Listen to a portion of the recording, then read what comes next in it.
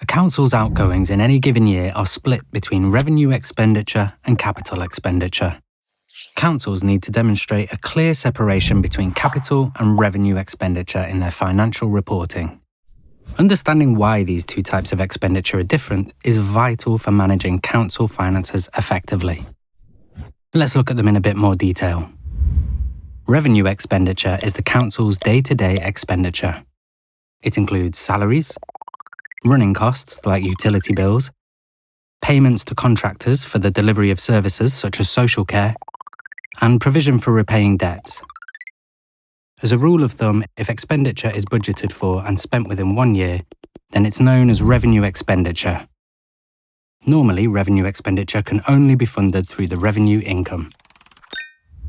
Revenue income includes revenue grants provided by central government, business rates and council tax, charges for services like parking fees or client social care contributions, and income from investments.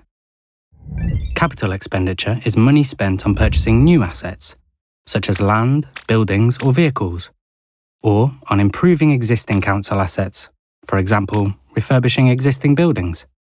As a rule of thumb, if money is spent on something that will provide benefit over more than a year, then it's capital expenditure. Capital expenditure can be funded in various ways: through capital grants, through proceeds from the sale of other assets known as capital receipts, through borrowing, or from developer contributions, that is, money paid by developers to improve local infrastructure. Capital expenditure can also be financed by revenue income. However, councils are generally not allowed to use any capital income to fund their revenue expenditure.